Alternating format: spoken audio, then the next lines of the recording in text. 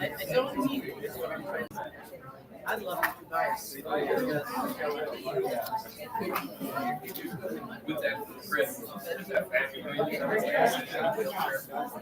I was like,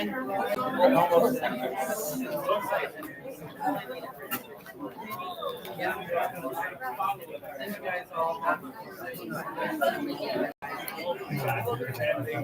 So you have somebody who comes here from Oasis, that you're interpreting somebody else. Yeah, there's usually two. The president comes when he's on vacation now. He's in Europe, and then the alternate, David, he usually comes anyway, so he should be here. He was last night because we went to the District 2 presentation for Jeffrey. He does the district, update. Oh, yeah. It'll be the same.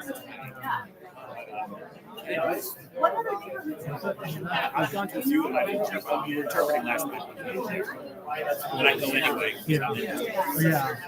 And I've gone to like one bar, maybe like 8 or 9 to see what he has to say. There was, I would say, about 80%. Wow. And each time.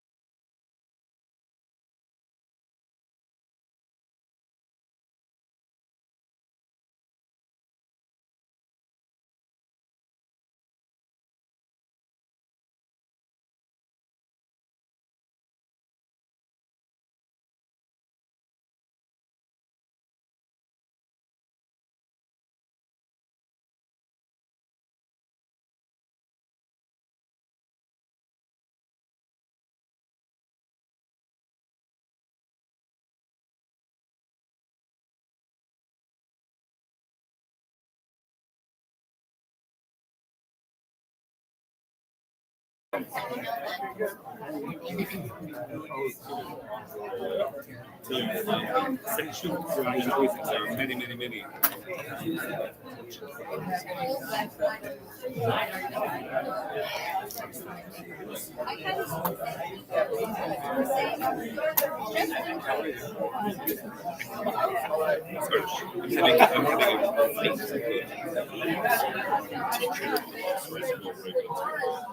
She's quit. I quit because they were supposed to close the school.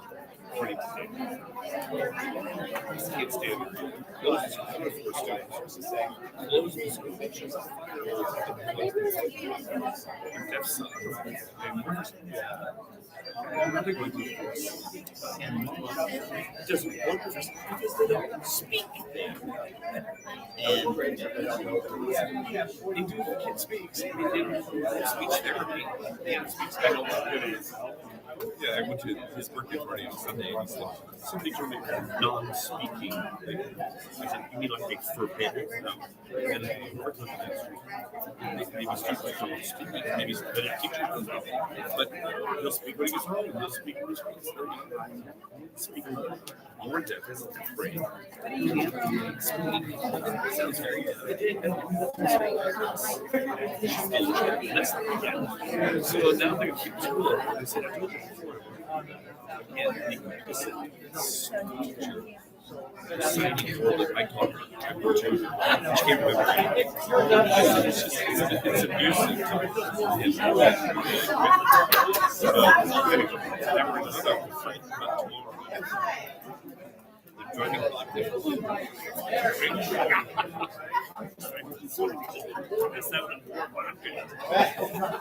You ready? Yeah.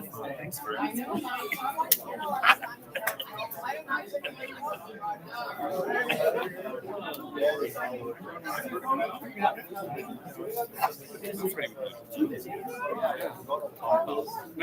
still young. I'm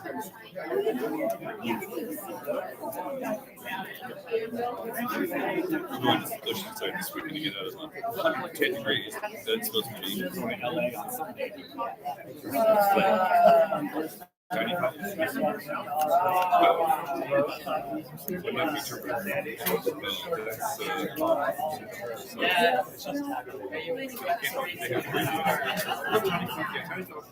It says it's on. Would have been Marianne, but got married at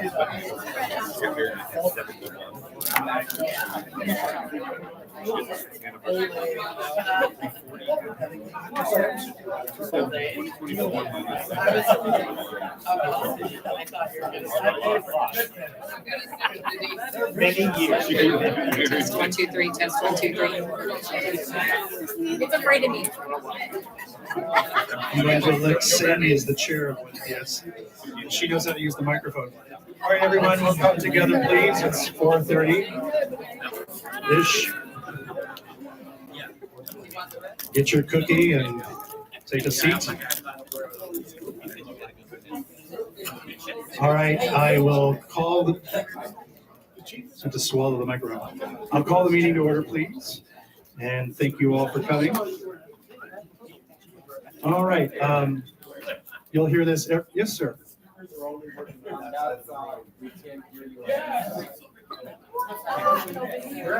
Sandy. Speakers here, not over there. If it's not working, I'd have to shut everything down. So we'll talk really loud. How's that? Is that helping? All right. Every speaker needs to yell. All right. Slido, you hear it every week, but a month, but please check in. Tonight especially, we have some votes to take and we need a quorum. That's a Latin word, isn't it? So I need you to please check in with Slido. All right, I need an approval of the agenda for tonight's meeting, please. Kat, in a second. Second. And everybody, all in favor? Okay. Thank you. All right, now we need to approve the minutes of the May membership meeting. Is there a motion for that? Move to approve. Cara, thank you. Second. Arlene is first. Second. Ardeen, second. All in favor? Paula was second. All right, thank you for those little details. All right, anybody new tonight? Any new reps or visitors? Yes, what neighborhood are you, ma'am? I'm from Camino del Sol, and Indian Canyon Rabbit Club. Great, thank you for coming. Yes, sir. Gene Autry, I've been here before, but it was years ago. Well, welcome back. Oh, Brock Bennett. And which neighborhood? Gene Autry. That's right, thank you. Speaking of Gene Autry, is Corinne here? Corinne, are you here? Not yet. No, I'm her. You are, Gina Usher, Kareem Griswold. Right. and you're speaking for her tonight? Yes. Or- Okay, good. Sorry, A little confused. a little behind the scenes, in front of the scenes. All right, Ned, how are we doing on quorum? We're doing close, we're close. Good, We've got okay. 40 votes, 43 votes. so Okay. far. I'm going to tuck in one little thing on the agenda that wasn't on there, because when I thought of this agenda, this matter happened after that. So this story is not about me personally, it's about all of us in Palm Springs being safe on our streets. And I want to thank the police department, and I want to thank the fire department for saving my life last week. I'll spare you the details, but it was a pretty bad accident. I'm here. 4 days later, venturing out in a loaner car, scared to death to drive, like, okay, got to get back in the world. I'm at a stop sign, and big truck, not paying attention, barreling down the road, decides to turn left in front of me at great speed, would have head on me. That's not an expression. It would have hit me head on.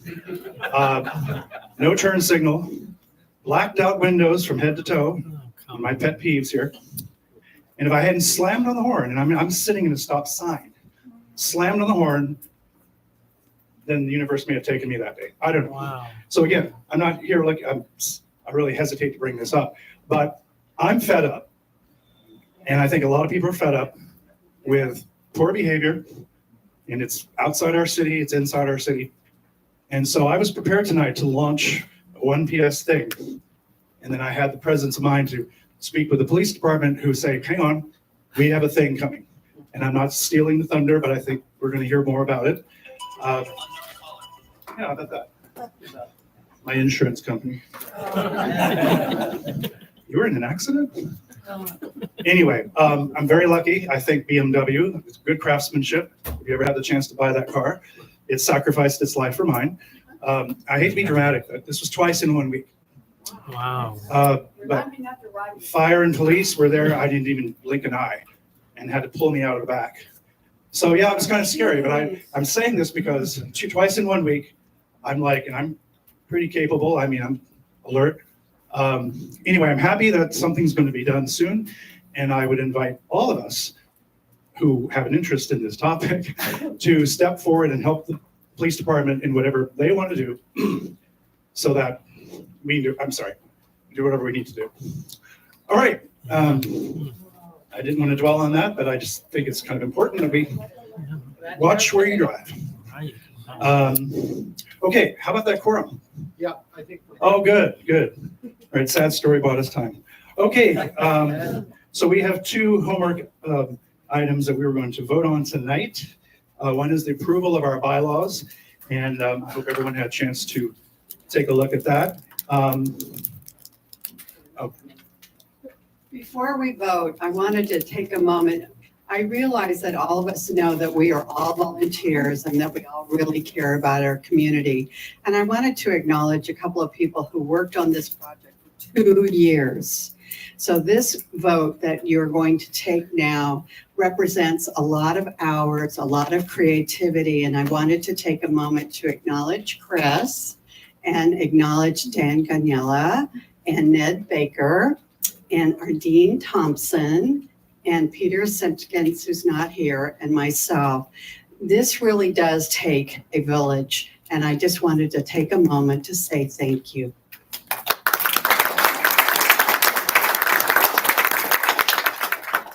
Okay, village, we need a motion to approve revision to the 1 PS bylaws. Thank you. Is there a second?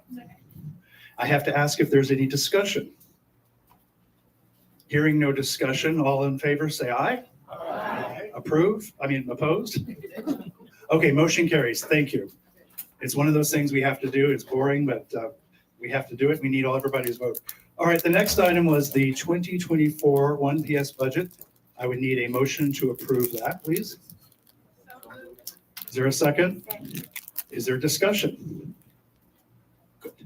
All right, thank you very much. It's important. Now we can go about the business of 1 PS on July 1st and not have to borrow money. I'm sorry. Oh, well, have to vote. Is there all in favor, please say aye. Aye. Opposed? Okay. And now you know we can spend money July 1st. Okay. Thank you very much. All right. I didn't ask if there's any other issues in the neighborhoods other than my own that anybody wants to bring up. Yes, Colleen. I want to talk about see something, say something, do something. I'm seeing so much junk on Nextdoor. When we have these wonderful people working with the city who could help people solve problems. So please let your neighbors know, reach out, look at Engage Palm Springs to get some answers. And if you post to Nextdoor, make sure they know these guys don't see it.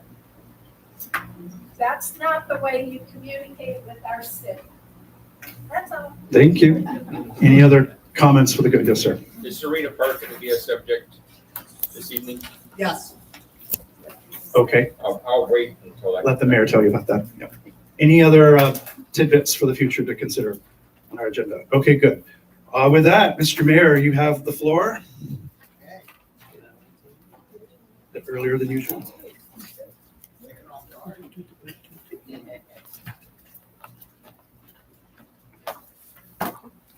Okay. Good evening, everybody. Aye. Nice to see you. I'm going to give you some updates on some things that happened on City Council, some things coming up, and some other events, although I know Denise talks a lot about them. One thing on City Council, the roundabout by the Bank of America, Camino Paracela, was canceled.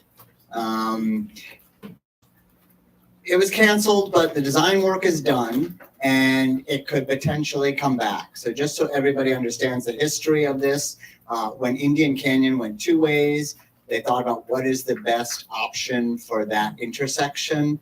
A roundabout is the safest one. Engineering will still tell you it is, but it wasn't based upon experience of accidents. There has been accidents. But what happened was the business community, the residents did not feel like this had been fully thought out about how it would affect the traffic flow. And if anybody's seen what happens on like Ramon with the storm drain or Cathedral City, if this happened for 2 years without a full plan, it could be very difficult for the whole area. So it's possible it could come back, but for now it has been canceled, but the design work is done. We're also working hard, and we continue to work hard on the city's procurement to increase local preference. And I brought this up a lot of times since we've been on council. We do spend a ton of money on our roads and infrastructure, but we spend tens of millions of dollars on things which our local businesses could do. Gardening, landscaping, accounting, design work, web design, security. And we're trying to figure out how to get more local preference so we keep that money within our community, because then, we know if you support a local business, they spend it back locally, they live here, they hire locally, and so we're trying to push more on that. We did have a whole presentation on Lift to Rise, and we're going to be Lift to Rise promotes affordable housing. They have a very interesting catalyst fund, which goes to help support a lot of affordable housing opportunities. It is on this week's agenda for council to vote to sign on to that plan. Along that, we have done our first version of a community land trust. This was approved at last council. So we took 3 plots of land that the city owned in Desert Highlands. We have donated the land to a nonprofit who creates a land trust. They do renewable 99-year leases and put affordable housing on them. And these are nice houses, 12 to 1,500 square feet with garages. They're prefabricated regionally, but it also makes for higher quality. And then they're sold for people who are basically at median or below income. I think they're $250,000 houses. So it gives people a chance. They have to get a mortgage. It gives people a chance to build equity in the house. They can sell it, but there's a limit to what they can sell it at. It has to go to somebody else at what is the median income or whatever percentage that rises. Well, presumably, as somebody has built equity, if they potentially had a salary increase and raised money, and they will get the increase of the median value and then can buy something else. So this is how community land trust works. This is one of the things that Lift to Rise has also pushed, and it's one of the things the city is going to look further on how to do it to create affordable housing options. We also did, I know some people applied, we did our boards and commissions. We had 108 applicants this year for our boards and commissions. And I think we have filled just about, I think there may be one position that's still open, but everything was filled. So we're going to go through an orientation. We're doing a special appreciation dinner and presentation next week, I think. So this is exciting. And if anybody is still interested or did apply and didn't get on, there was sometimes we had 26 applicants for 2 positions. So try again next year. Go to the meetings. You can still get involved. It's a great way to learn about the inner workings of the city. We also had our second airport master plan community meeting. I don't know how many people were there. But this will be the second of quite a few meetings. And we're going to look at different groups where they can go and present it to. Again, this will be the largest capital project the Coachella Valley has ever done. It's a $2.5 billion project over 20 years. And it is intended to be able to handle the anticipated demand. Our traffic 20 years ago was 1.3 million. This year now it's 3 million. So it has more than doubled in 20 years. It is reasonable to assume that in 20 years it will double again. And then if we have international, there's going to be customs in the next 5 years. I'll be going to Mexico every month. So, there you go. I will add to our economy. So that's going on. We've started the first of our zoning plan meetings. So our zoning plan update, I don't know when, last time was 20 years, Scott. So it'll be updated this year, and this determines density, it determines commercial districts. This is a whole process. The community can get involved. I know we had our first meeting. It's a very interesting topic on really how you build the future of the city. So if there's another meeting, please attend. Another thing we have on this week's agenda is Serena Park. So for those of you who aren't familiar, Serena Park is the area that is east of Four Seasons in District 1, and then basically goes all the way over through Whitewater to Vistachino in District 2. It was the former Palm Springs Country Club. There was a developer who was set to build 386 homes. He had a development agreement with the city where he was supposed to pay $3 million. He paid the first $500,000 and defaulted on the rest. So now he's at the point where they are trying to sell it to a new developer. The new developer has done SunCal. I think they did Ascena and Marilyn. So they are trying to go forward with this with the city. They're going to keep the same housing plan. The city is trying to put on much stricter controls because the last operator was not great at maintenance, was bad at maintenance. So there was off-roaders, there's brush, there's dust, there's invasive trees. It just was not maintained. And so this is something that we're really trying to do to push with the new person. They also have to build a public park, and that we've made sure that's in the first phase. It's a little bit of a difficult process because basically they're making lots ready to sell to other builders. So they're not going forward with their own. It's sort of how they've done Ascena and the other properties. But we can ask you a question later, but hopefully they are going to clean up for the neighborhoods, which has been a big problem. The other thing which is coming up on this week's agenda is the South Palm Canyon Drive Low Water Crossing Bridge. This is the one that is adjacent to the original Oswett Canyon the property. It was always envisioned that this would be the safety for the water, and we haven't built anything yet. Oswett has raised concerns about making sure we protect the environment as much as possible. So we redesigned the plan. This is now coming before council. I know some people are still upset about that we're doing anything, but what this is designed to do is to handle what they call the 100-year flood or the 100-year storm, which has a 1% chance of happening. However, we had a storm in 2019 that was 100-year, and then last year we had a 100-year one. So this is the term they use. So what we think may never happen is obviously happening more. And so it's a safety issue, but we also have to be concerned with the environment and making sure the community is on board. So big this month is our budget update. If for those who remember, last year we did a 2-year budget. So this is not a full budget redo, it's just sort of an update with minor changes. The good news is that things are still looking very much as forecast. The TOT and sales tax are slightly down. Some other taxes, property taxes are up, so our revenue is pretty good. Our expenses, there's been some new expenses we've had, but a lot of our city departments did not spend all the money that they were allocated last year, so they can move it to this year. So basically, thanks to our staff and our city manager and all the departments, we're looking pretty good. We're going to move forward cautiously because who knows what the future holds. But again, and I mention this all the time, Measure J now accounts for more than 10% of our budget.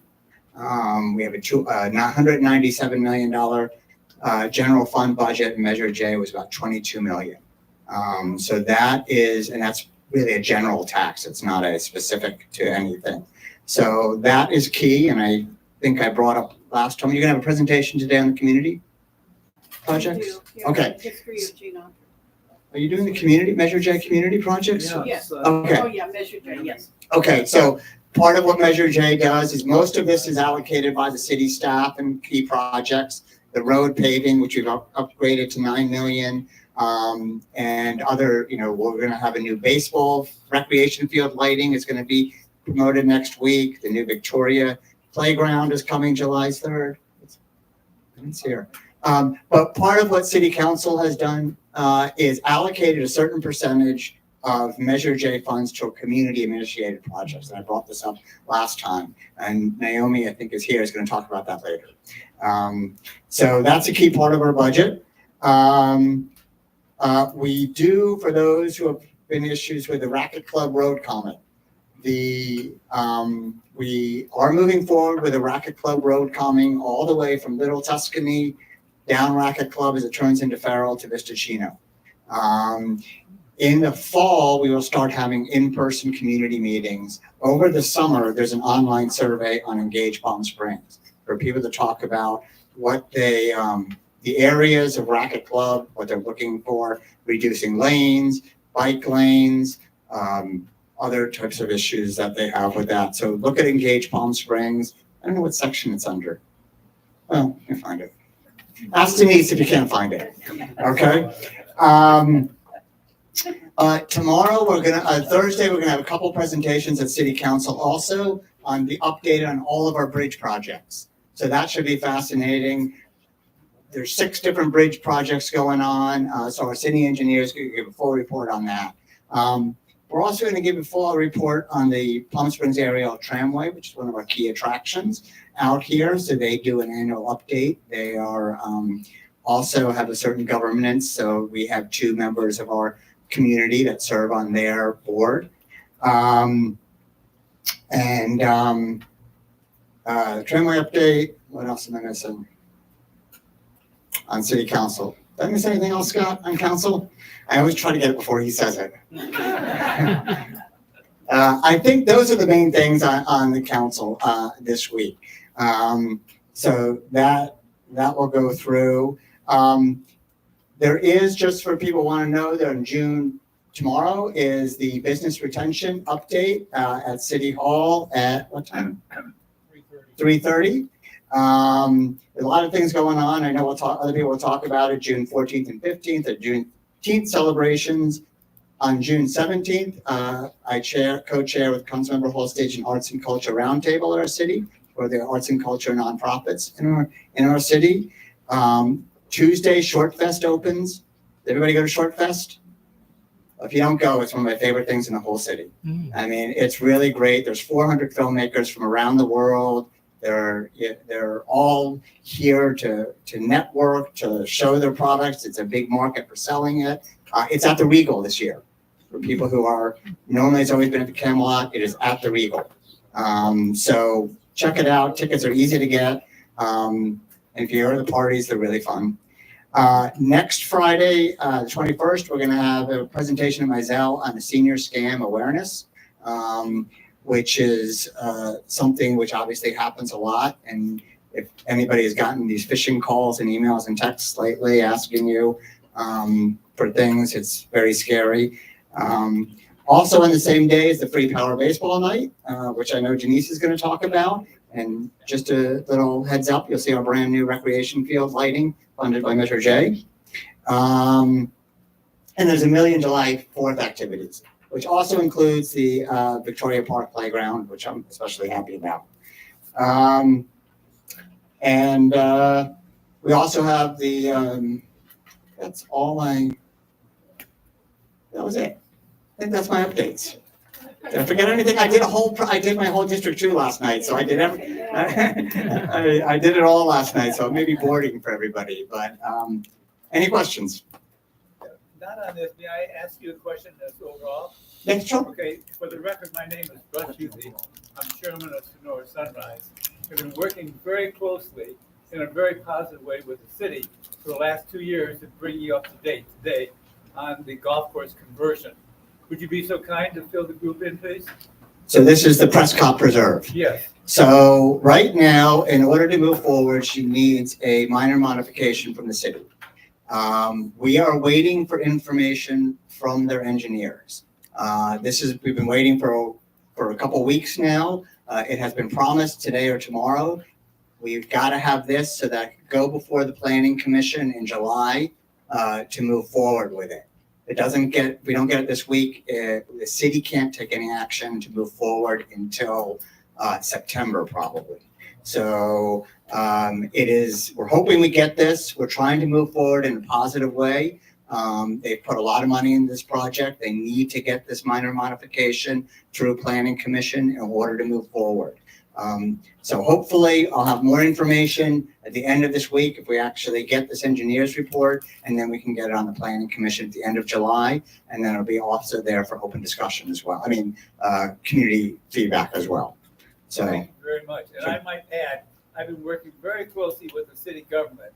And if you have any complaints, you should come and see how these guys are working and none of the obstacles. You're really impressed with the quality of government employee we have in the city. Me too. They're all great. The electeds, the employees are great. Yes. Serena Park, the Yes. question, I'm asking this for someone else. The permit for this new developer was extended. That's up for a council decision this week. Yeah. It has not been decided. No, that's decided this week. And so they are going to pay, but I mentioned I don't think I mentioned this. The other person who defaulted on they're paying the $3 million. This company is going to pay that plus another $700,000. I can't remember. I think they have to pay it next year and then 2 years later, the rest of it. So we'll have another timeline. It's a difficult project, just so you know, because we have to find someone to develop it. Obviously, the city's not going to do it. Some people have asked why it can't be open space. With our housing element, if we made this open space, we have to find another place to put 386 homes. And this is a project which, they're there, we've already mapped out how it could work. There does need to be some more road access. We are going to push them to clean up the area around Golden Sands, which is right adjacent to it. There are some issues with Four Seasons because they've got the tamarack trees that are going up against the wall, which are invasive and are pushing up the wall. However, they also block the wind. So part of this is really to make sure that surrounding residents are taken care of, both with making it look nice now with the traffic, and then also giving them access to the park and other things that will be built. Are there any details surrounding, if they do get approved for an extension, are there any details surrounding Why they get approved? the extension? Well, it's not an extension. This is a new buyer. The Right. current buyer is selling it to somebody new who is coming. The old buyer could not proceed. Right. So the new buyer, SunCal, is said, we're gonna buy it. We want the agreement. We're gonna pay the money that you never got paid. And we're gonna follow these new guidelines that you want us to do. And we're gonna make these lots ready, shovel ready for builders to come in. So, yeah. Okay. So at Indian Canyon, where Moses is Sunrise, I thought the city had equipment that could move the sand out quicker. Because it's just as though, it's a real mess where I live because it blocks me from getting in and out. There is new equipment, right, Scott? But it is not the sand movers. But the problem that we're having now, and this is also why we're getting the air quality issue, is that the sand that came down from Mission Creek is a different kind of a sand. It's a thinner sand, so it keeps blowing more, which is also why we have the air quality being so bad. The Coachella Valley Association of Governments has reached out to Southern California Air Quality Management Control to say, you need to do something. They came back and said, well, nothing's changed. We've gone back and said, no, this is a real health hazard, and we've done monitoring. It has to be fixed. So we're trying to address that. With the sand movers, the problem is that they're pushing it out and the wind keeps blowing it up. And this is a lot what we're seeing about the climate change from Hurricane Hillary. We often think about climate change as global warming, which is something that will happen in 50 years. But it happened last year. And the results wasn't just a storm, a hurricane, but it is the sand, it's the air quality, it's all of these things. So this all, ties into our sustainability and why we need to be more careful. Now, CVAG has also is looking at ways in which they can stabilize the sand. There is, I don't know what it's called. There's like a sealant you put on. If you've ever seen the Cotina where they're doing the new Disney thing in Rancho Mirage, the green stuff. I think it's the same stuff they put down in Maryland on the lot. Yeah. So there is options to do that. They're looking at different options on what the county and whatever that acronym, Southern California Group, can help us do. So yes. One more question, ma'am, is your question? And we'll put, yeah. I just wanted to ask you on that affordable homes which you mentioned the first time. What is the time frame on that? 5 years, 7 years? Yeah. For a charitable organization was probably coming in and they were looking at building affordable homes. Yeah, we've approved somebody to do it, so they'll have the land. How long before the first homes? Yeah, time frame. How long before the first homes, Scott? It's very quick, right? Could be a year and a half. I think it's within a year and a half, they'll have the 6 homes, yeah.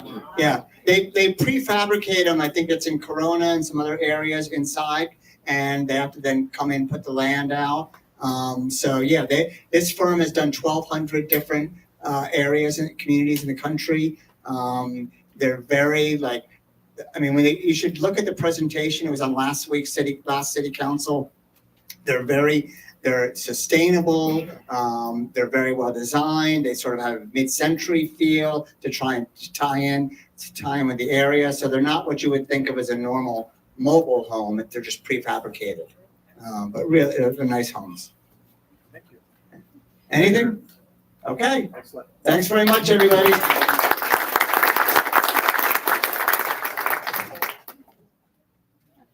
Thank you, Mr. Mayor. Chris wanted me to walk up here and try and look like I'm forcing the mayor away from the, never want to do that. Never want to do that. We talked, I wish I could put this up on the screen. I've got a photo here on my phone. I wish I could show everybody. It's of Indian Canyon a couple days ago. For anybody here that might have grown up in the upper Midwest or somewhere, it looks to me like a blizzard with snow drifts high. And that's kind of the stuff that our crews are dealing with out there. And I did want to mention, the mayor mentioned we have new equipment that's arrived, and our infamous high commercial road grader has arrived. It's a $500,000 piece of equipment. Our crews are calling it Sandy. No. to help push all that sand along. And it's going to help us. It's going to help us get the roads open quicker, faster, more efficiently. And so they're training on it, trying to get ready to start working on it. So we're pretty thrilled about that. I think Amy and Denise are going to be posting some photos of it. Pretty significant piece of equipment. I'm excited. I've mentioned this before. We're going to have our 1 PS and all city employees night at the ballpark, Palm Springs Power, on I think it's a week from Friday, 7 o'clock. Just show your Palm Springs ID or your city badge if you work for the city, and you'll get in free, and you can bring up to 4 kids with you and free tickets. Everybody gets a hot dog and a drink and a bunch of stuff. So Who's throwing out the first pitch? I don't know. It must be Denise. No, it must be. No, nobody wants to see me throw out the first pitch. Yeah, I think Scott would be a good choice. Who's for Scott throwing out the first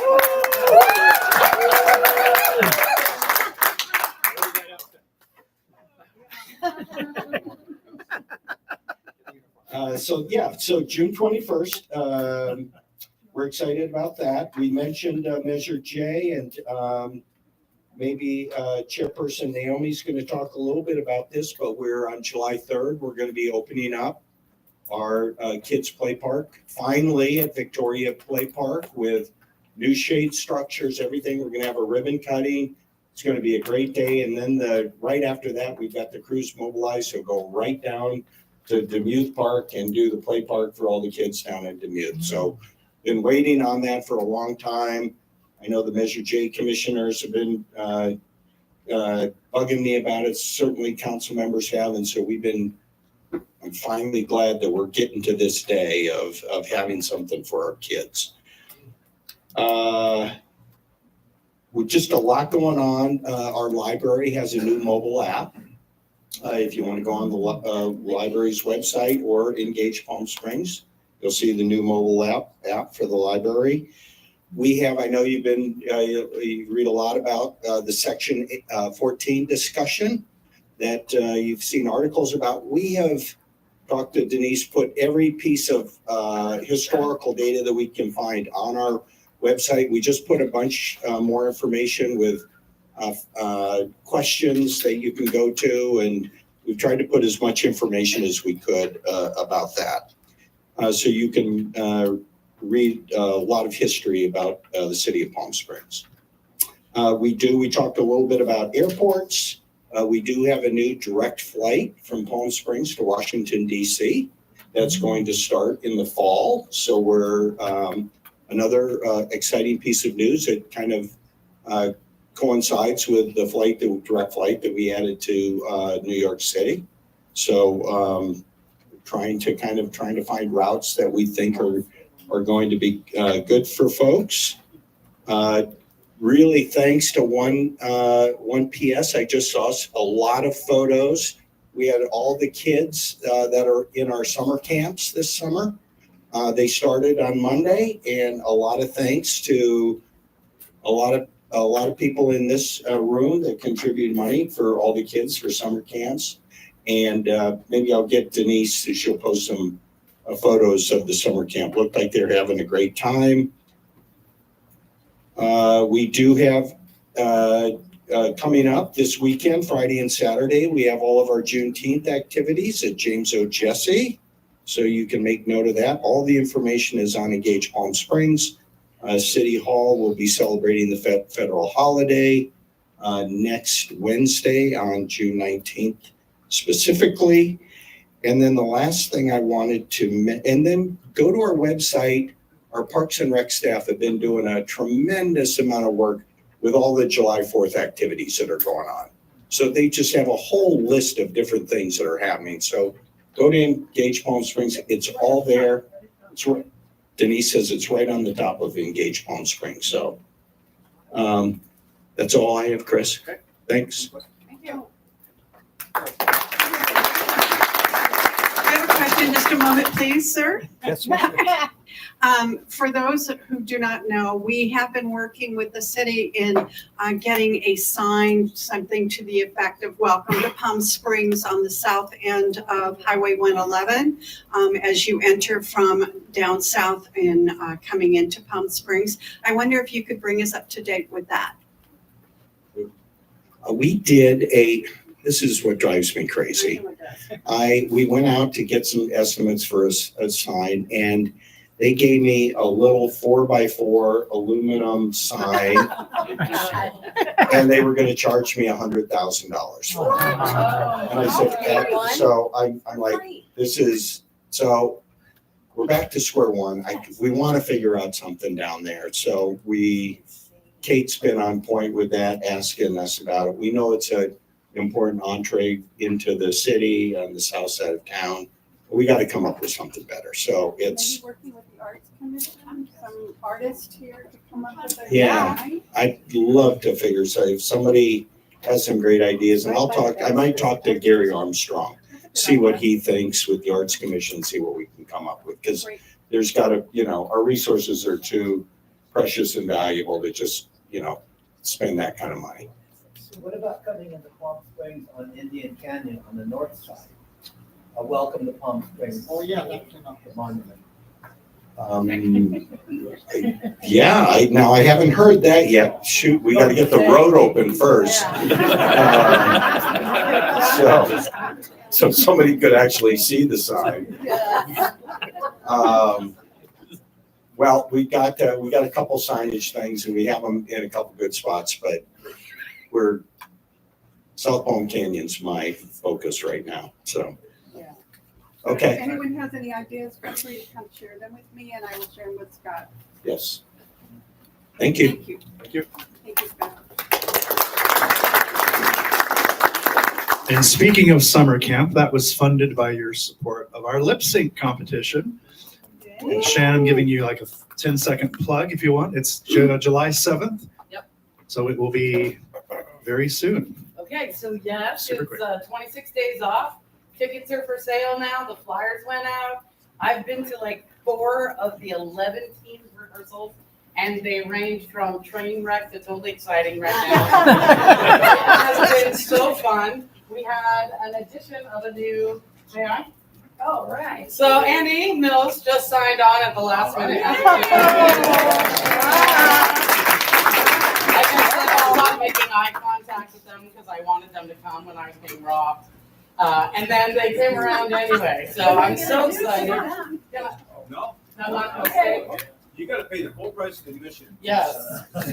That's a VIP ticket for that one.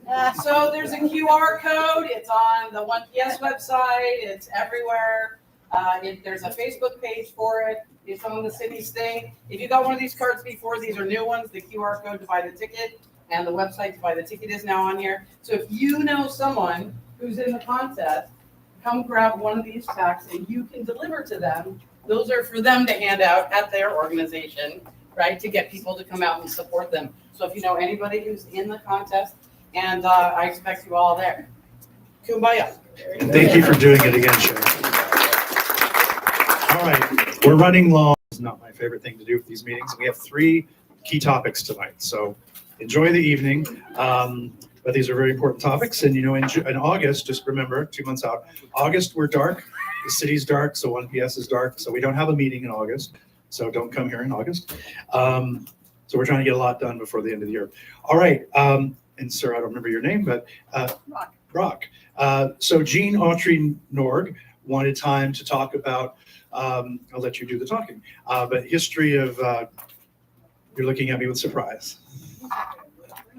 Corinne is here? She's away. Oh, okay, well, we just reclaimed our time. Okay, all right, well, I'll just tease it. History of Jean Autry and his neighborhood that is so named, and she was gonna do a presentation on that, so I guess we'll move it forward. Okay. You can telegraph that back.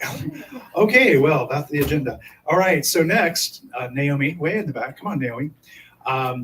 Naomi was here before to talk about Measure J. And there's so many exciting things coming up, and I'm not going to steal her thunder, but we're really happy with what we can do with the funding. So here you go. Thank you so much for having me again. I really appreciate it. I'll try to be really brief and also stay if anybody has any questions afterward.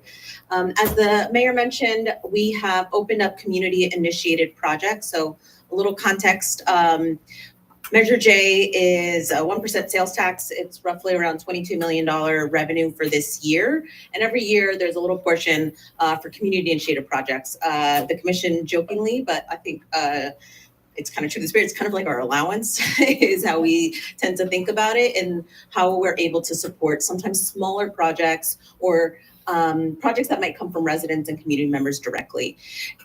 Just from the sheer nature of the work, it only opens up every few years.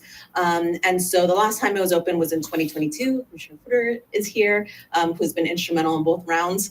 And there's incredible projects have been funded. The shade at Victoria Park came from a community initiated project. Part of the kitchen at Mizell Center was funded by a Measure J community projects. The shade at the animal shelter, just a wide variety of projects. And so this is really important because the way we experience our city can be truly profoundly impacted by a broken sidewalk or a stop sign that's missing or something that doesn't feel safe in our neighborhoods. And so this is a really tangible way to say, you know what, I have a really great idea of something that I'm seeing every day in my own neighborhood.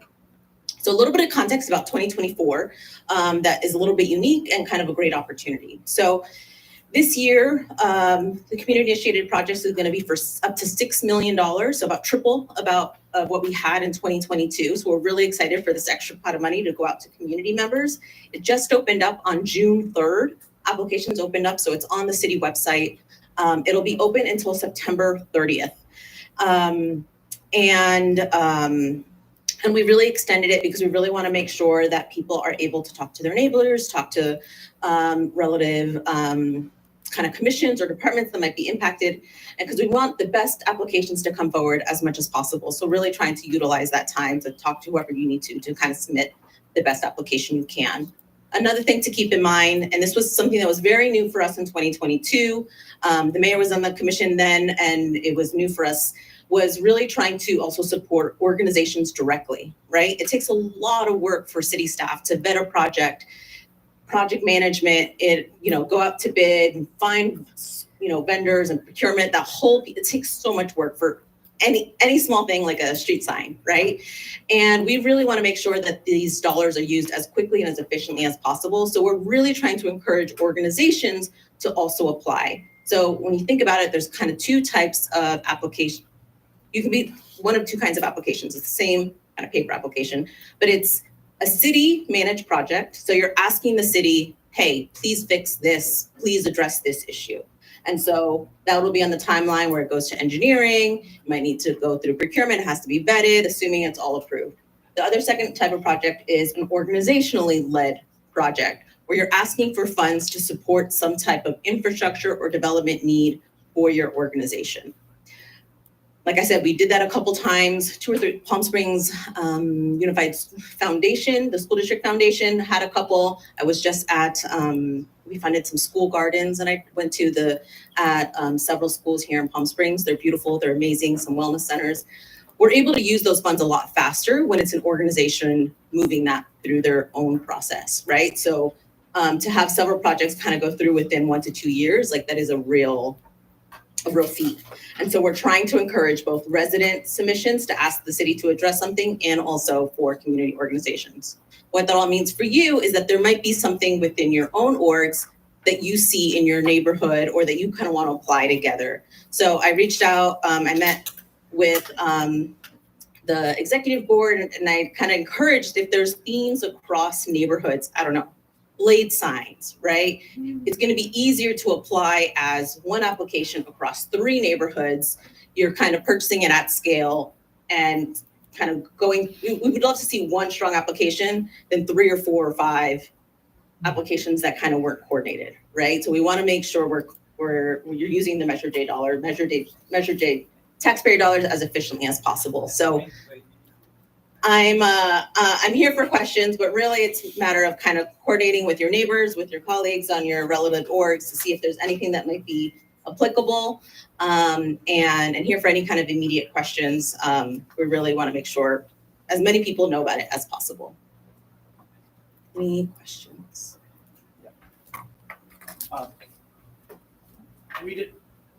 The board didn't discuss this process, but we felt it'd be helpful that if you would share with us any great ideas, we could coalesce all that, like Naomi just said. So for now, if you want to contact me through Denise or me directly, that'd be great. It's not to vet it, it's just to kind of coalesce these things together. Because, you know, the chances of it being approved would be greater if we have a larger buy-in. So just feel free to let us know. The only other thing I would say is just, I had a good question. Someone today is like, what's the max? So we do, so it's $6 million total. It's an intended max of 500,000. So it's a bigger maximum than we normally do. Council gave good direction and that if there's a really great project that is more than 500,000, it shouldn't preclude it from being considered. And so if there is something that is, you know, kind of bigger in scale, that's going to impact as many neighborhoods, as many residents as possible, I would still encourage you to consider it and apply for it. But it's not a hard ceiling of the 500,000 that's on the application. And that's it. Thanks for coming back.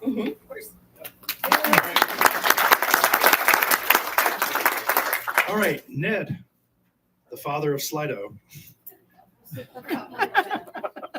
and others are going to talk about safe growth as opposed to unsafe growth. Oh, you're back.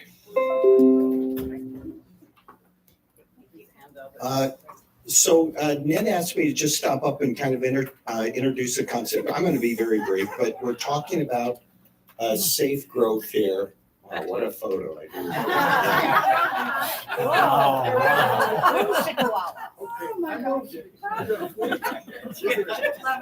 But we're talking about safe growth as a comprehensive approach to community development. So we can build things, we can do things. How do we do it in a way that engages the community? We collaborate on different programs, whether they're social programs, community programs to do development, and that we're collaborating together and we're designing things in a way that make the city look beautiful, but are also very functional.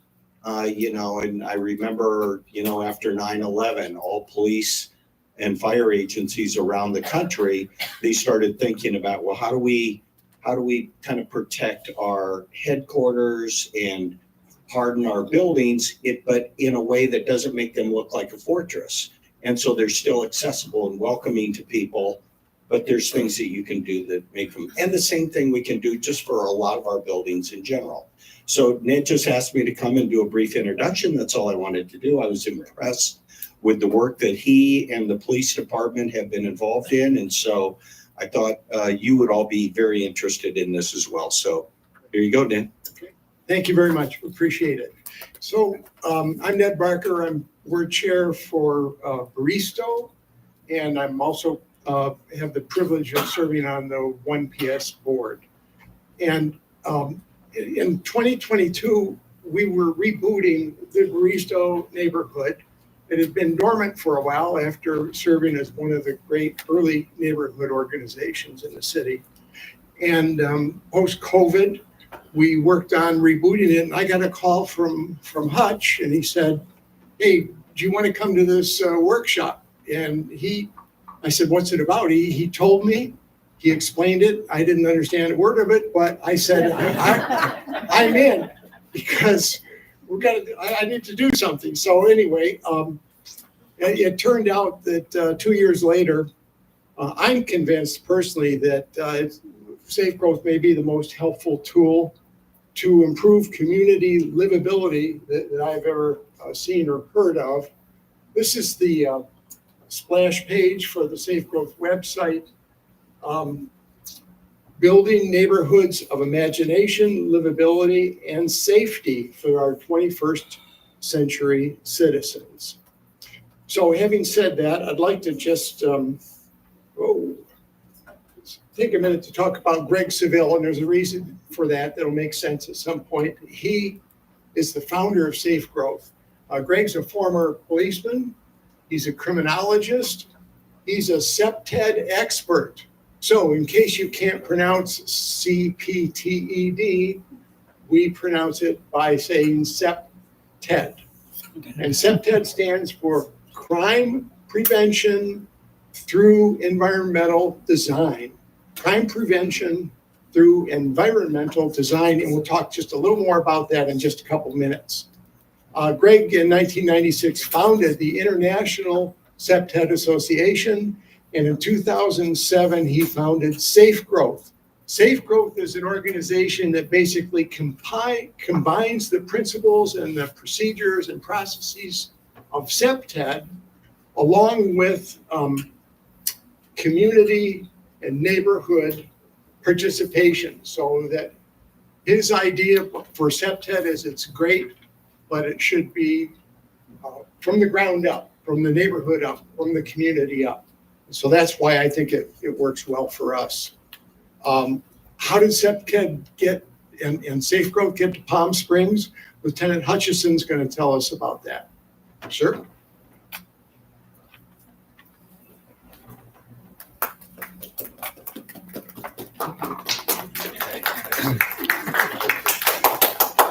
Well, good evening. If I would have known you didn't understand a word I said when I talked to you, I don't know if I would have invited you to begin with, but that's okay. Safe Growth, Greg Seville, Chief Mills sent me to, and I'm gonna have Chief Mills come up here in just a minute, but yeah, he's a longtime friend of Mr. Seville. And I met Mr. Seville in Michigan at a problem-oriented policing conference. And there I listened to him speak and talk about Safe Growth and CPTED and what they're doing, not only in the United States, but all over the world with this philosophy and with this concept. So Safe Growth itself is a philosophy of bringing community members together, teaching you how to make your communities more livable, teaching you and giving you the resources that you need to do that. All too often we wait for government to do it all for us, right? And we know how long government takes. I mean, we just talked about it tonight and how long it takes to get a project done, right? And so using this philosophy, using these concepts, using these strategies, you can make your community safer, you can get projects done faster. And that's kind of what we're going to talk about tonight is a couple of those projects that Ned worked on and a couple of our other staff members worked on as well. But this brings the community and city government together as a force multiplier, and you're looking for the people that actually get things done. So with that, we're going to get into a little bit more details about what some of these projects are here. The Tahquitz Creek Wash Project, Bristow Garage Downtown project that we looked at, and a few others. But if Chief Mills, if you want to come up and say a couple words about CPTED and Greg, I appreciate that.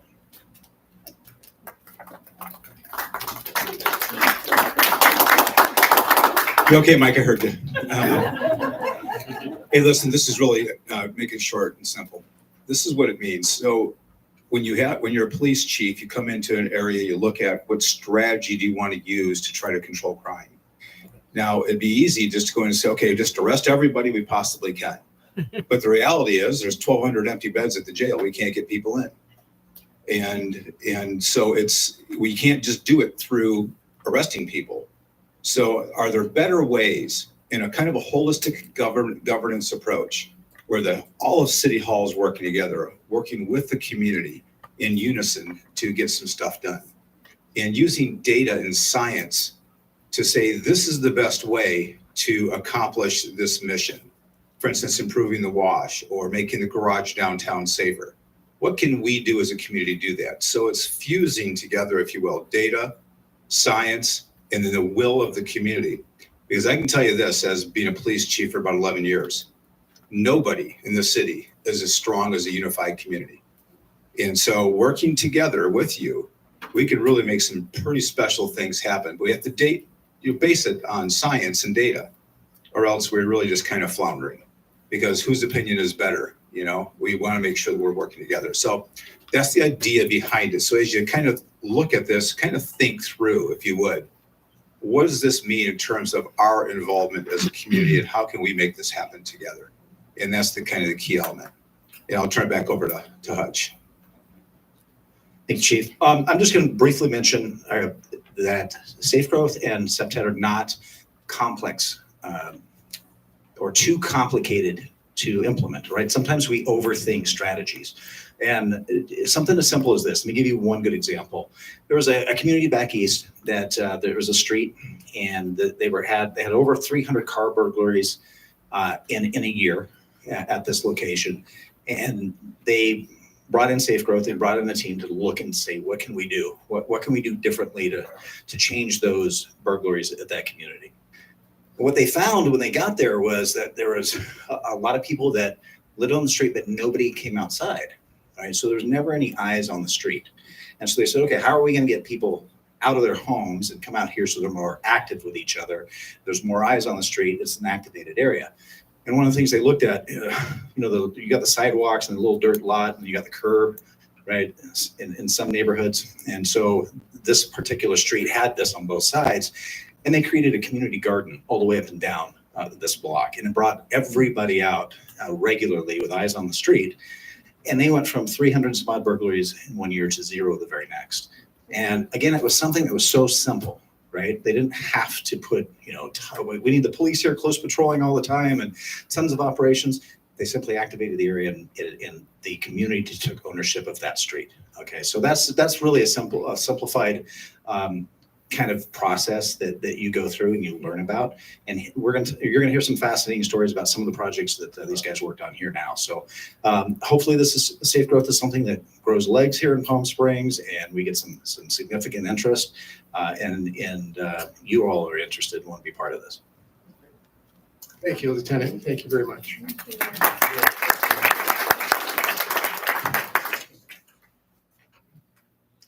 So just a little primer. This will go quickly, I think. What is Safe Growth?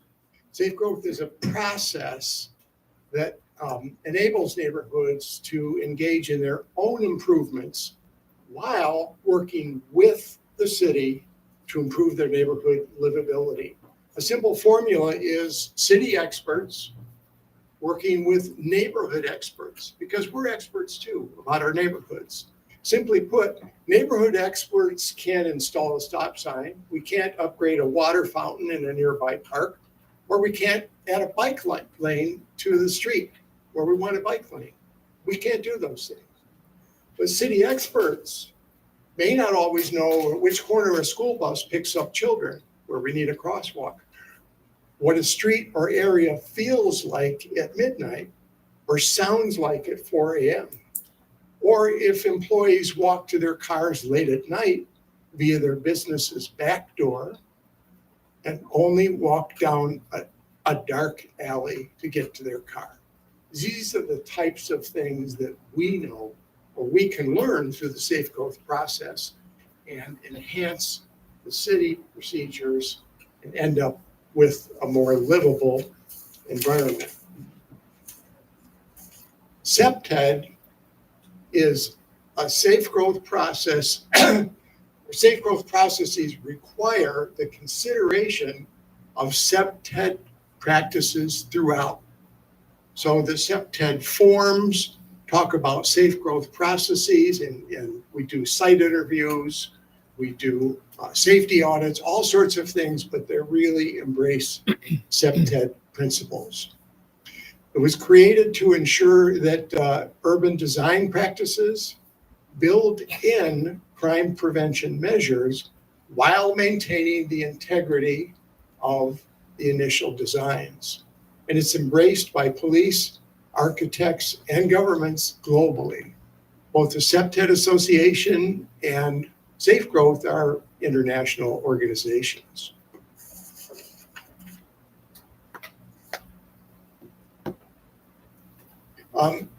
So one question that's sometimes asked is that the city has processes already. Why do neighborhoods need a process? Well, we can benefit from having our own processes.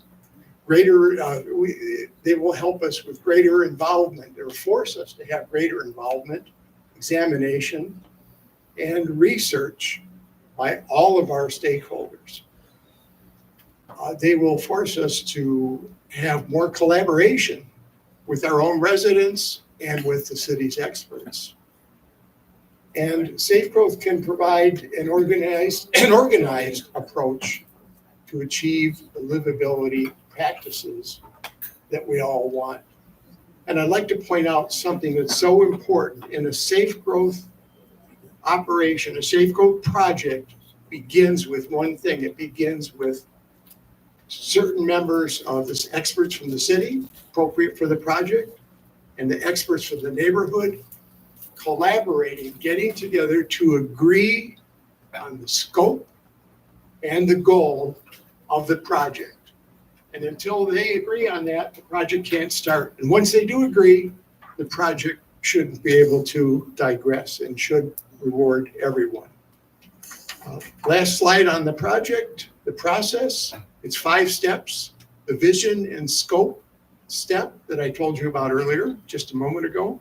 Problem identification, problem analysis, strategies to achieve the goals, and then evaluation.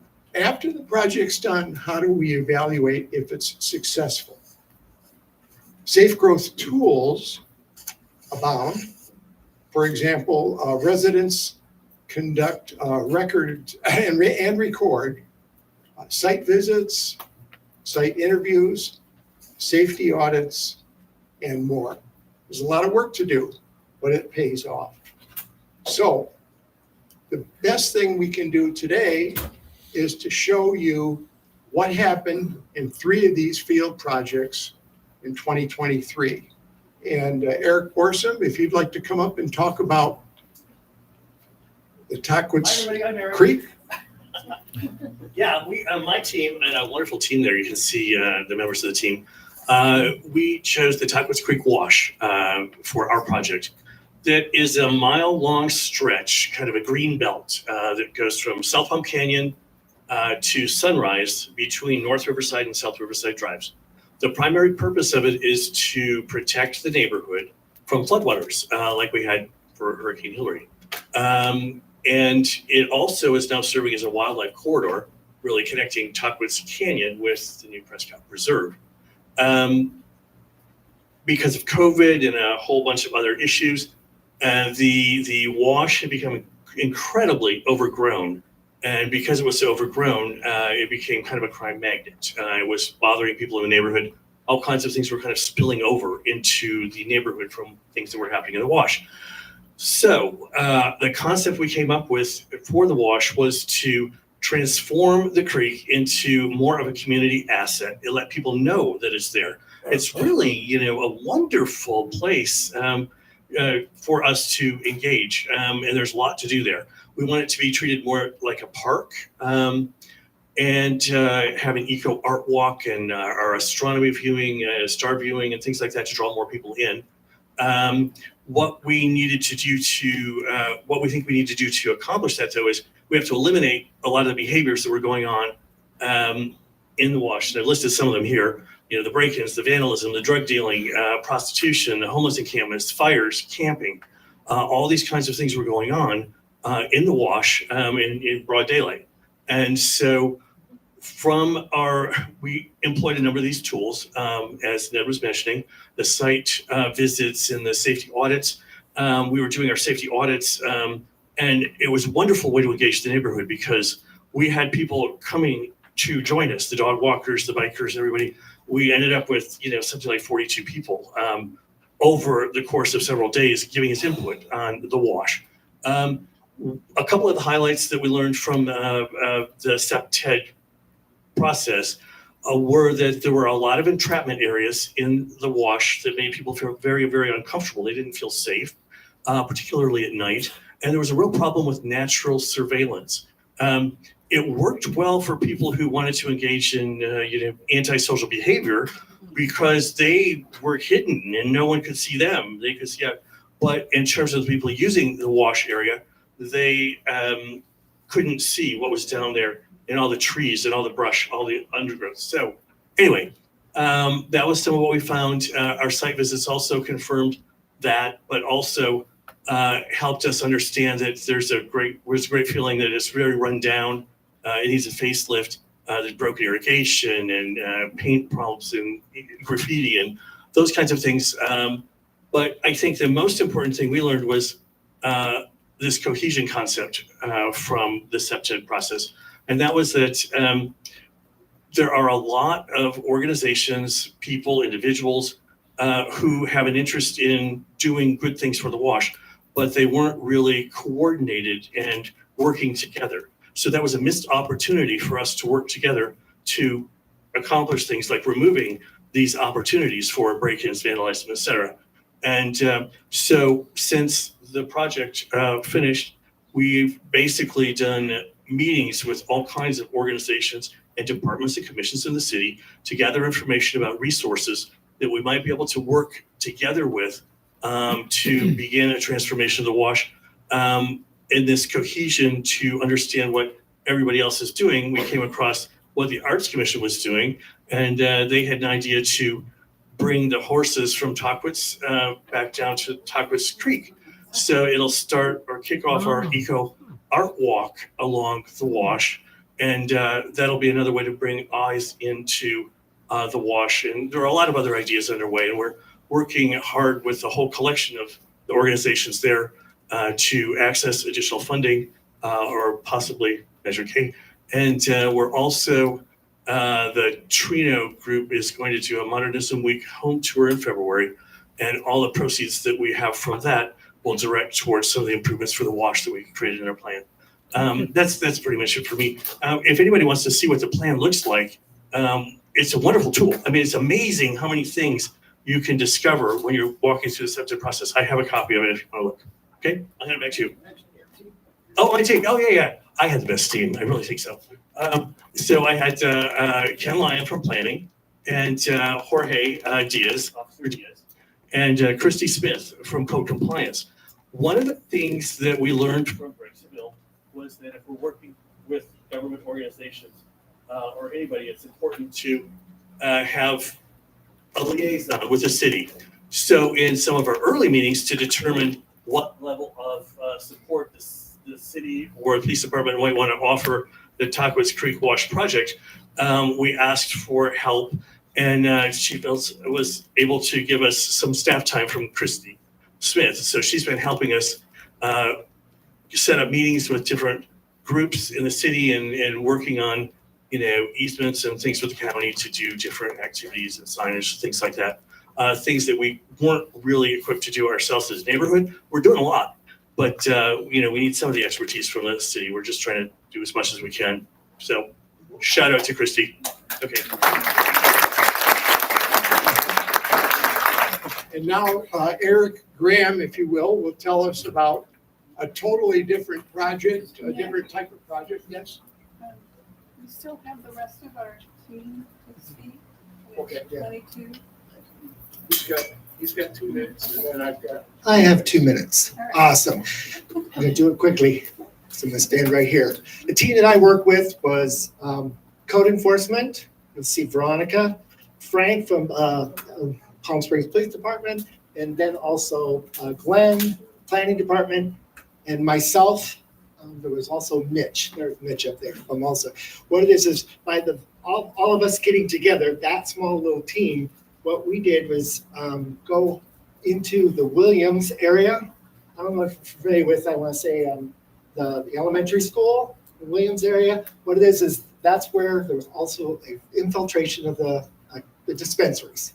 So there was the situation was that there was talk that there was communications from other people within the city that they were having talks about why is there so many dispensaries in so close to the schools, and also the traffic. So what we did is we went to Frank, and he went and got us a bunch of data from the police department. What it is it actually showed that the crime and also all the traffic, even though it was there, the crime had gone down. Everybody kind of looks at marijuana dispensaries as well. There's a lot of stuff going on there, not necessarily true. I found that it was completely opposite. What we did we did, of course, the night walks and the day walks. Each one, we went out as a team and we walked during the day. We saw what was actually working and what was not. What I want to say businesses that could go around, they could maybe trim up a few bushes so they could actually see their neighbor across the street. Or there was one corner, there was a camera there, okay, that the one business had, but nobody knew it was there. You can only see it through this part. Had the business by talking to them and them communicating with each other, they made that adjustment on their own. Once we went in and talked to them and did the audit. We talked to them as a police department, code enforcement, planning, and just another business owner. Went in and talked to them. It's basically, that was almost a resolution of something that you would never really think of until, oh, we can actually apply this. And I'm actually applying it almost daily. And it's one thing that I'm kind of proud of. When I went into this and I was brought in by Hutch, I was like, oh, this is going to be weird. No, I'm stuck. This is a project that I would love to see one PS take everywhere, all the way across the board. My 2 minutes are up. Thanks. Thank you very much. Thank you. Thanks, Eric. Project I worked on is the Barista Garage, and I'll just say that we had 1,300 calls in 3 years. We didn't have it. There were 1,300 emergency calls over a 3-year period. We conducted safety audits and discovered entrapment areas. We discovered site visits and by the way, we did many of the visits and audits have to be done at different hours of the day. You might have to do an audit at 2 a.m, depending on what your project is. But we did site visits, found out about light diffusion, site interviews, and movement predictors, that back alley trip that the employees had to make and how dangerous that was.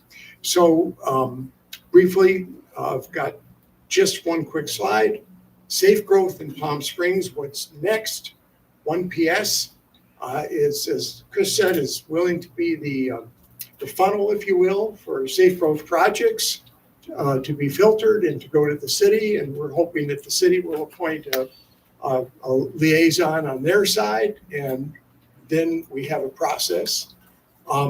Could these practices be helpful to your NORG in the near future? Could they even be a helpful tool when you're applying for Measure J funding? Would you like to receive additional information? Would you like to attend a Safe Growth meeting? Or would you even like to attend a multi-day Safe Growth class if one were held in Palm Springs? So I'm sorry that I'm also, for some of you, I'm also the Slido guy, but I will tell you, and this is it, for the rest of the presentations, or throughout the evening, if you will just capture this QR code and let us know if you have interest in Safe Growth, and if you do, then I think the city can go to next steps. Thank you very much for your time. Thank you. A lot of information. It sounds like we have a lot to do as 1PS. All right, 15 minutes to spare. Some important reports to come. I'll invite the police department, please, to do your monthly report. Can I say something? Please. I'm Ned's partner, and I personally know how much Safe Growth means to him, because I'm painfully aware of how much time in his day he spends working on this project. And I listen to him and the passion that he has for this project. Accompanied him to the garage and interviewed people in the night, and why they use the garage and problems they see with the garage, and going into stores that are ready to close and hearing women say, I close at 10 and I'm alone and I have to walk through this back alley to my car, and somebody tried to get into my car while I was getting into my car and they clawed onto the car, and that should not happen. So if Safe Growth is an answer to helping fix problems like that, I'm very proud that Ned is a part of this organization. There he is. Yay.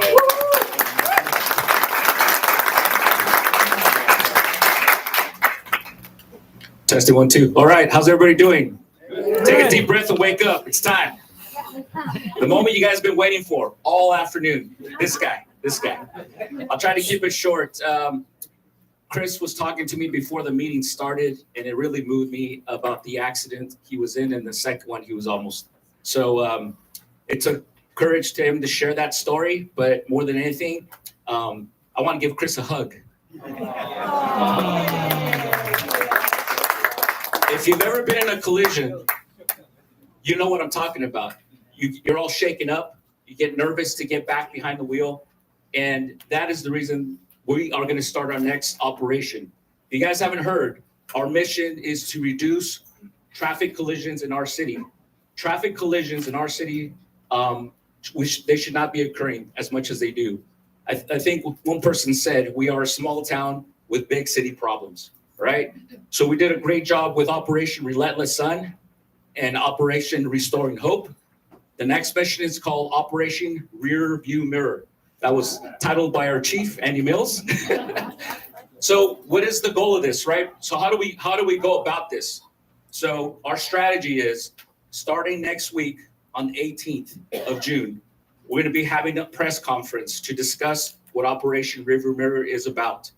It is going to entail a lot more traffic enforcement, but also there's an educational piece, right?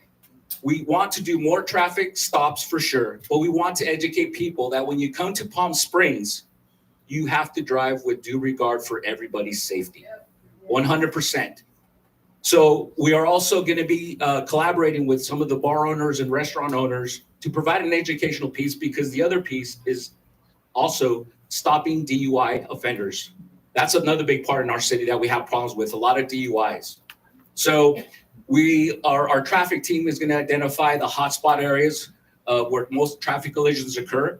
What we need from you guys to take back to your neighborhoods, let them know that we are going to be increasing our enforcement efforts to help us and support us with the educational piece to spread the word and make sure that you're driving safe and not speeding. Because when I was traffic sergeant, there were a couple of you guys that, not just you, but neighborhood residents, they called to say complaints about speeders or running stop signs. Well, what happened? We ended up stopping some of the people that were complaining. So we don't want that to happen, all right? So that is the goal. We're going to be doing that. And the involvement is going to be from the top, from the chief, all the way down. He's going to be out there writing citations. So am I. Captains, lieutenants. It's an all-in project to reduce the amount of collisions that are happening and to stop people from drinking and driving and to save lives. That is the ultimate goal. All right, Chief, did you want to add something to that, sir? Yes, I would invite anybody in here, if you guys have a lot of the neighborhood organizations come to the press conference because to represent the city, this is a citywide effort, not just a police effort. And that'll be on the 18th at 9 a.m. at City Hall. Everybody get that? No. Tuesday, the 18th, 9 a.m. in front of City Hall. We welcome all you to come out and support us. And like the chief said, this is going to take all of us working together, and we can definitely do a better job. And so I look forward to that. That's going to be what, 18th, June 18th. It's Tuesday, June 18th at 9 a.m. in front of City Hall. It's getting warmer. Yes, Paula. I would appreciate knowing ahead of time when you set up the radar for speeding.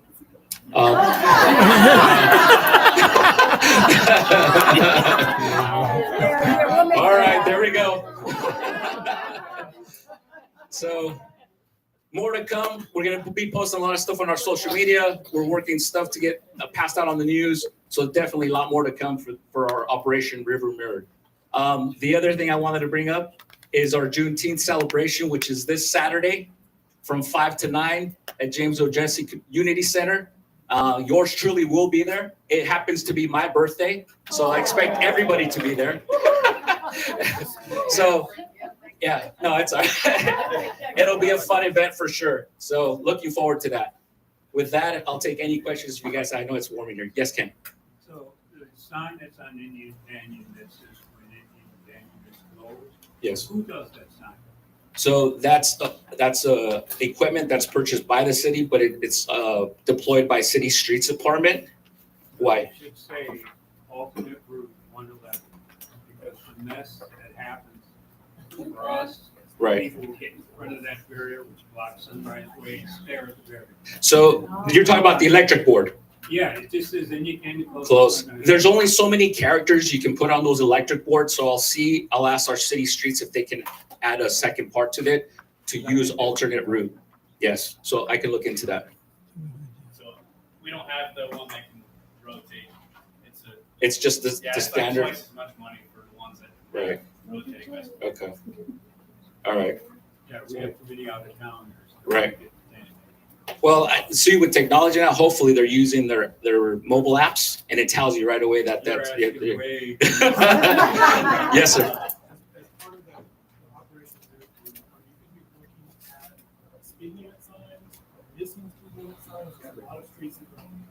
So you're at the signage part, that's something that we'll collaborate with the streets engineering department. But the goal is right now, at this stage, is to do the enforcement aspect of it for our current hotspots that we know are problematic, speeding, for stop signs, and also for collisions. So that's the first phase of it. There'll be different phases as we move forward. And again, streets improving like traffic safety, there's three parts of it. Enforcement is us. Then there's the educational piece and engineering department, because they're the ones who do surveys and assess what type of signage they're gonna need. Well, there's basic speed laws for even if it's not posted. If you're in a residential zone, for example, the speed limit is 25 miles an hour.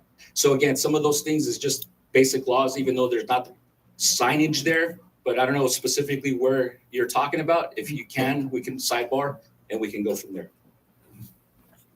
All right, folks, thank you. You guys have a good afternoon.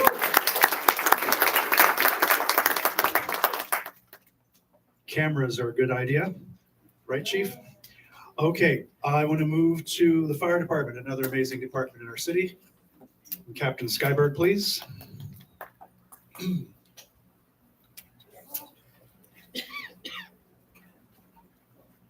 Good afternoon, everyone. You coming on, Danny? Yes, sir. All right. This is my partner, Danny. Everybody knows Danny. So we wanted, the fire department wants to say thank you for everybody that showed up to the 91st Fish Fry. It was a complete success. We purchased 50 additional pounds of fish and it was sold out by 8 o'clock. We appreciate everybody here, police chief, everybody. It was a collaborative effort. A lot of fun. The weather was great. The music was good. And we're excited about next year. Second thing, last time we spoke, it was about hikers, right? We did good. We're doing good. We're doing good. So we put out a PSA about 2 weeks ago or so, and a public service announcement on social media. It also went on to KBSQ News.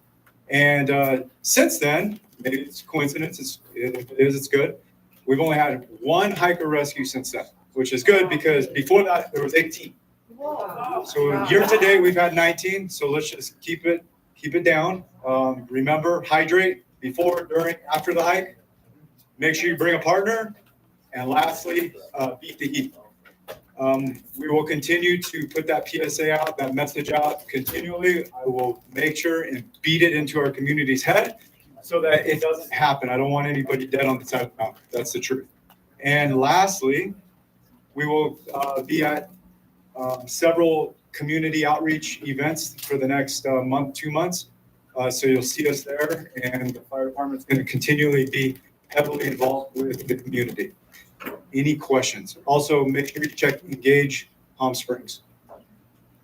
If you want any information, and follow at Palm Springs Fire on Instagram or Facebook. Questions? All right, Chris, I'll be brief, I promise. If anybody hasn't noticed, summer's here, right? We've already had our first, they called it a heat dome. I don't know the difference weather-wise between a heat dome and a heat wave. But heat is a serious killer. The 1995 Chicago heat wave killed 739 people in 5 days, right? It gets hotter here than it does in Chicago. So fortunately, we have air conditioning. If you don't have air conditioning and it's hot, find somewhere cool to go. We've posted all over the city's social media, Engage Palm Springs, fire department's page. Where the cooling shelters are, we are working on getting a cooling center open on Sundays. That's the only day that we don't have anything open. Last year, it took some special nudging with the city manager to authorize that overtime for city staff. But really, summer's here. Last year, we had 131 days over 100 degrees. Right? In 2020 or 2022, it was 151 days. So hopefully, we know it's going to be hot for a long time. So just stay cool, drink lots of water. Don't go outside in the middle of the day if you don't have to. And that means don't go check your mail as soon as the mail shows up. Wait until it cools off. If you have an important package, hopefully it's not going to melt, but just do everything you can to stay cool. Like you'll be in a better air conditioned room than this one. I have Mike left, it's fine. Any questions for me? I got some flyers, I'm gonna stick them in the back. One of them is come to the thing on the 25th. Can you mention animals, please? Yes, animals. I actually have a note, but I ignored my notes because I wanted to be brief. Keep your pet's paws off of hot asphalt and hot concrete, right? Don't leave your pets in cars. It gets above 150 degrees in a car very quickly here. And just getting them the little like shoe pads for your dogs, that's not that great. Take them to the dog park, keep them on grass, dirt, and off of asphalt. And they can bring them to the Palm Springs Library if you have a pet and it's a cooling center. Or what are they doing for pets in the cooling center? That's a good question. I don't have the answer to. So I will dig into that and I'll get the answer to Denise to get out there. On a leash. Yeah, I'll dig into that. I'm not 100% sure. I'll find out though. Hey, Danny, announce the event one. The training at I was gonna, so it's on everybody's table on the 25th, 4:30 to 6 p.m. Working with Racket Club West, we're hosting Beat the Heat, like just how to protect yourself during the heat. We're putting it on as a preparedness event. They're probably going to talk about earthquake and general preparedness, but really the focus is on how to keep safe here in extreme temperatures. All predictive models are showing that like it's just going to keep getting hotter as the years progress. By 2035, I heard it's supposed to be like 140. So, Oh my. I don't trust weather guys. Oh, one more from. One last thing, I'll be real quick. I've really enjoyed attending these 1PS meetings. This is like my 6th, 7th one. So what I like to do, because I'm the social media guy, I would like to everybody to say, join us on 3, because the more citizens we get here, the better our community becomes, okay? Let's do it. 1, 2, 3. Join us. Beautiful. Thank you, everybody. Thank you, guys. Sustainability. I don't see LP, but you're here. Very good. Welcome. LP is gonna be in lip sync. LP is in lip sync. Oh, that's good. Breaking news. I have to see that. Hi, everyone. Really quick, I know we all gotta go. Reminders for PSDS. Hours for our carts. Have them out by 6 a.m. We try to get that stinky trash out as early as possible during the summer. So have them out by 6. We do start earlier for the summer. If you're leaving town, just know that if you don't have walk-in service, you can get a one-time walk-in service for a fee. If you're leaving town and you don't want that trash sitting out for weeks, months, please call and we will walk in for your trash cans. If you already have walk-in service and you change your codes, or there any updates for your codes or locks, please let us know. We don't want that trash sitting all summer. So just let us know. We'll make sure to grab that. Bulky item, please remember you have free bulky item. Call our office, schedule that. It's free, multifamily as well. For those of you that aren't aware, please spread the word. We send out a newsletter reminding everyone that bulky item is now included.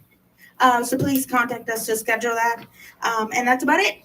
We'll see you guys next one. Thank you.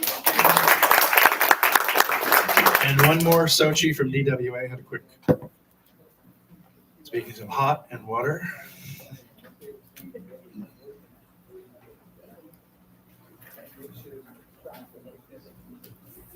Hey, Hello, everyone. I will be quick as well. Just wanted to invite everyone to the Palm Springs Library tomorrow. Desert Water Agency is helping the library kick off their adult summer reading program. The presentation is at 2:00 tomorrow at the library, and we will be talking about water conservation and sharing information on some new regulations that will be coming down the pipeline. So if you want to learn more about conservation and some new regulations, join us tomorrow. Thank you.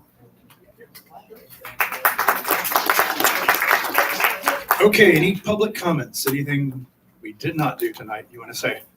The next meeting is July 9th in this comfortable room. The air will be turned up. There was a fan here. I would have turned it up higher, but you wouldn't have heard anything. Anyway, if no other questions, we call for adjournment, please. Okay, all in favor? All right, have a great evening. Thanks for letting us run long. Enjoy.